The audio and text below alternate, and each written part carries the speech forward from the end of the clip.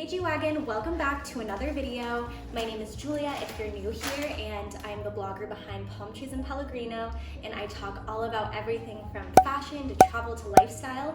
And today we are talking all about how to make a fabulous charcuterie board in your own home, and we have a very special guest.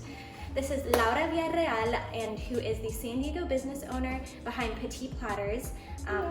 Laura does cheese board deliveries, cheese board takeout, which is perfect for this pandemic right now, whether you want to have a little patio party or, you know, enjoy something like a picnic at home. Yes, definitely. It's the perfect gift for any occasion. And today in this video, we'll be doing a step-by-step on how to make a cheese board with our 3 favorite cheeses. Yes. So we have the Gouda, and this is the hard cheese, and a Brie, which is our soft cheese, and then lastly we have a manchego, which I think is your personal favorite, for our semi-hard cheese. And then let's talk about what you'll need to complete this. So you'll have your cutting board, which is right here, a knife, very sharp knife. I won't go waving that around too much. Your board. You want a reasonable size board, so that way nothing is too smushed. And we'll use a small one to cut the Yes, and a small one to cut all of our ingredients. 3 bowls. One of these is for our honey, our jam, and our fruit. And then a few other ingredients. So to recap everything that you will need, we're gonna have 3 cheeses, and that is because we want them in odd numbers. So 1, 3, 5, probably not any more than 5. And then evens for the meats. So we have 2 types of meat here.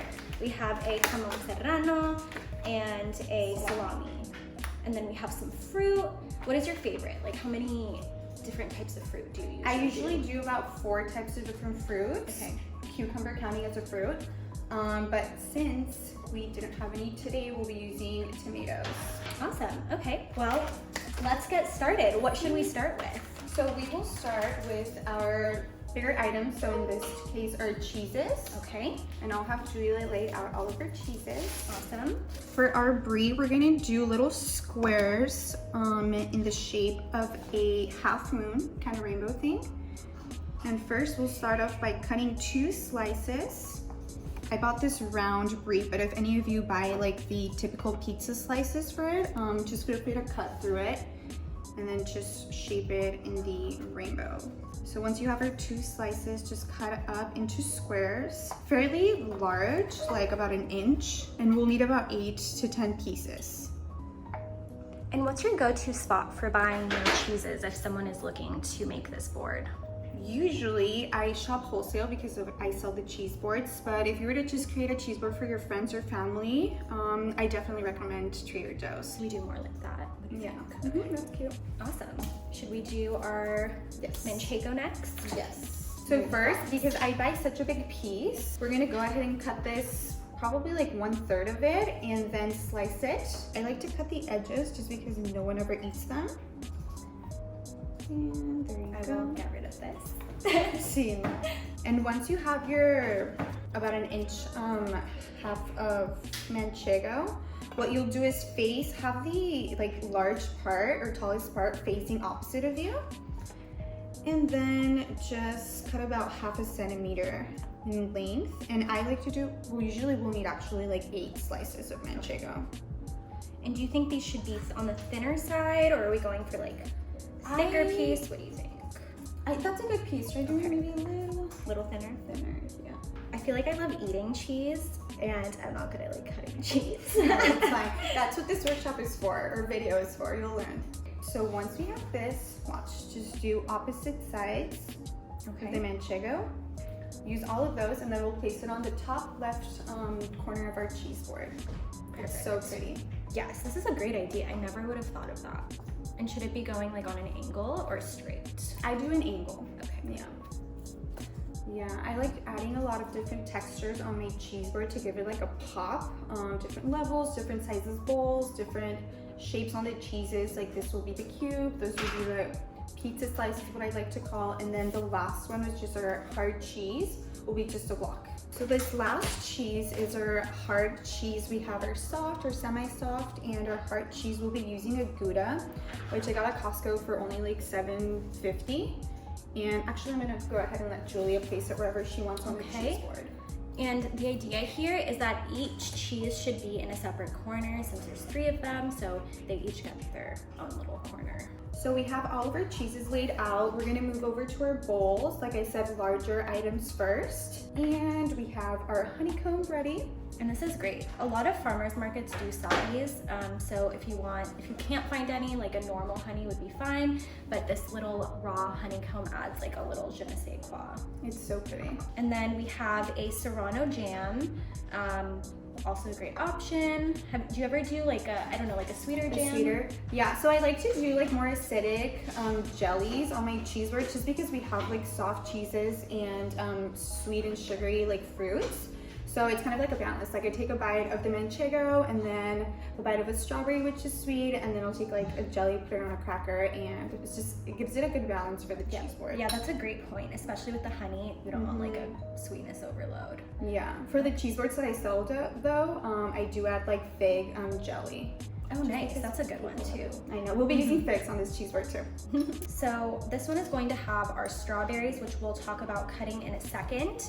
And I think I'm gonna put this one over here. All right, next we are going to be cutting up our strawberries. You'll want a smaller knife to do this. And they'll be cut into 4, so they will look like this in little pieces by the end of it. So I'm going to go ahead and cut a few. So always what I like to do is cut off the stem and then cut it in half and then cut the half in half. So once we finish cutting up our strawberries, we'll just put them in this cute bowl.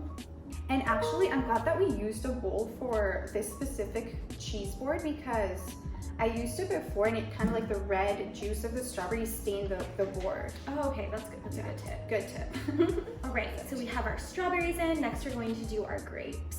And do we just sort of put it there, or do you like cut it? What do you recommend? So that's what I have the scissors for. If you think that like grape fine snape is too big, you can cut them and just divide it into 2 and spread them all over the cheese board. Got it. So Well, what do you? oh, this one already broke. So you can put it like here next to the Gouda. Okay, what we can do is I like to like fill up any hole that's on the cheese board. That's kind of like my pet peeve, is to have like empty spots. So what we can do is just cut up a little.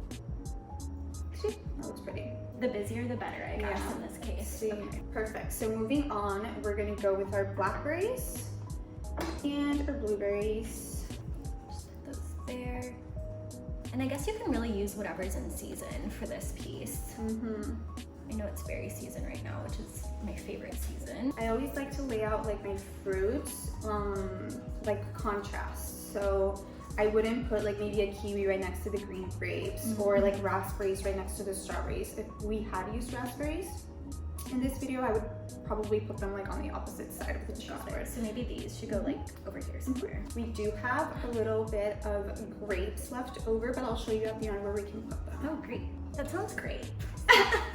And then next up we have our little tomatoes. These are really fun because they're multicolored, so they add a little more pop of color into the board. Consider that they're kind of like yellow like greenish, so we shouldn't put them next to the grapes, but we can maybe make a little spot here or in between the grapes.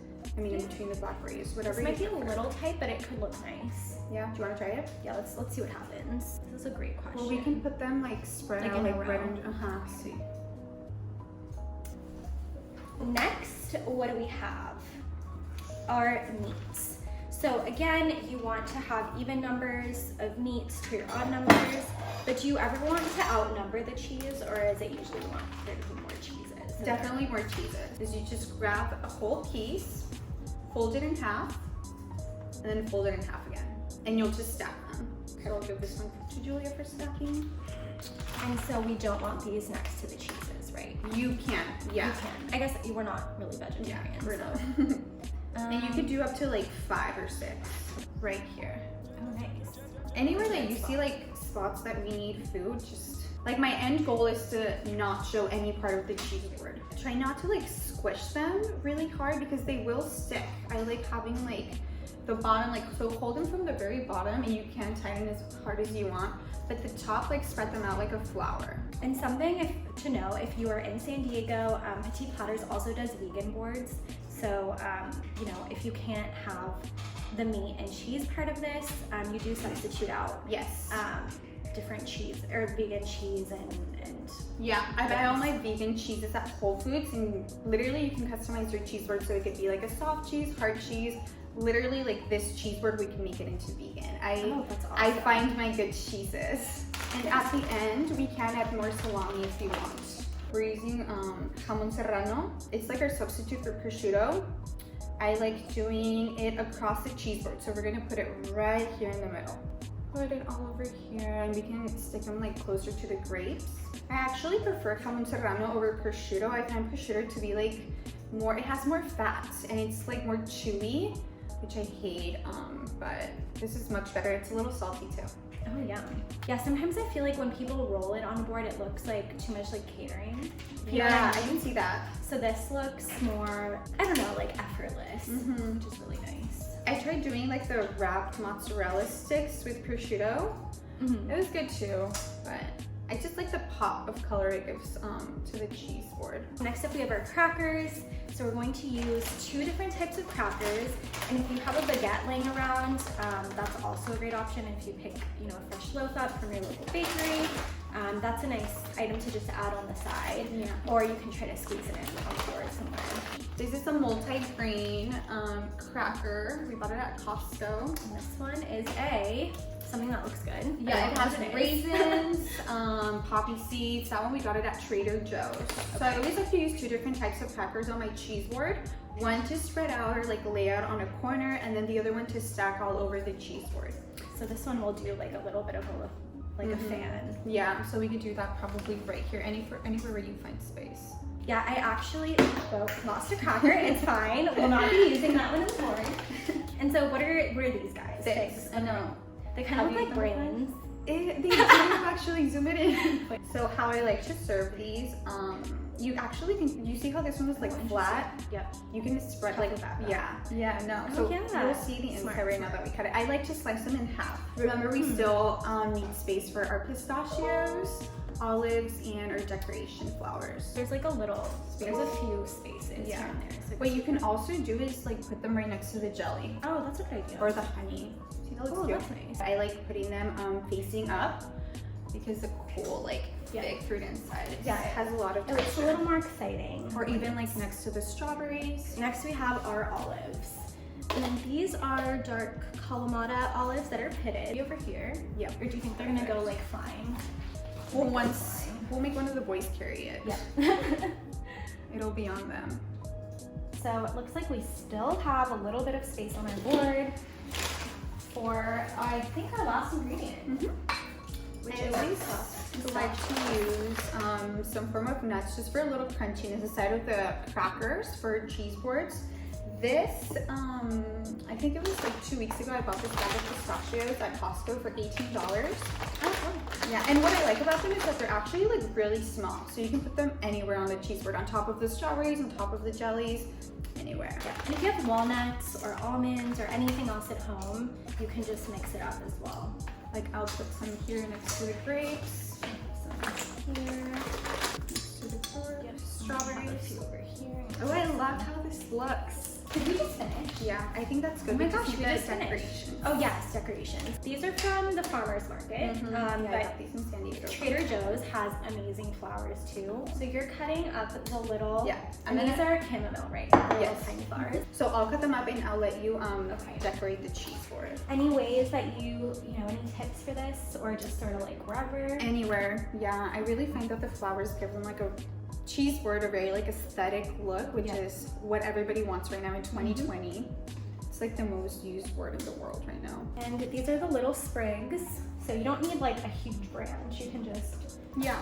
find little corners for it. Also, if you don't have flowers, we can use rosemary, lavender, thyme, like any plant, basically. and wash them always before you put them on the cheese board. A lot of people can be allergic. Oh, that's a great point. Yeah. Or it can have like bugs too. And I feel like you could even find them on the side of the road, maybe. Yeah, you can. I've done that before. Like I pulled over and I'm like, oh, that plant, and I just go like snip, snip. I do that with rosemary too. And so, what would you say? So for price ranges for people, What would you say that a board like this would cost if you were to make it at home? I would say maybe, the thing is like you use a little bit of the product. You have to buy like the whole box of grapes, but you only use about I don't know, maybe like half of it. So this would probably cost to make like 70 bucks. Okay. Yeah. With a lot of stuff left over. So like, this is great. Yeah. Yeah, and this serves a lot of people, and yeah, like exactly, you can keep reusing the board. Well, there you have it, and let's recap the details. So, important things, you're going to need a cutting board, 2 knives, like a bigger knife, a smaller knife. You want 3 types of cheese, and if you're not 6 people, you know, you could reduce it to 1, but it's always more fun to have more cheese. yes, definitely. You want evens for your meat, so we have 2 meats, and then about 3 to 4 types of berries. You need your bowls. Oh yes, bowls. Using different types of dried fruit. Yep. Like we mentioned, apricots, raisins, mangoes, dates, so many things. And then a few different types of crackers and breads to go with your items. Well, everyone will know where to find you. I'll put all your information down below. If you're local to San Diego, please do check out Petit Platters, and thank you so much for joining us today. Thank you, Julia. And that's amazing. we hope that you make your board, and please tag us on social media if you do end up trying this at home. We definitely want to hear about it. Yes. Bye everyone. Thank you.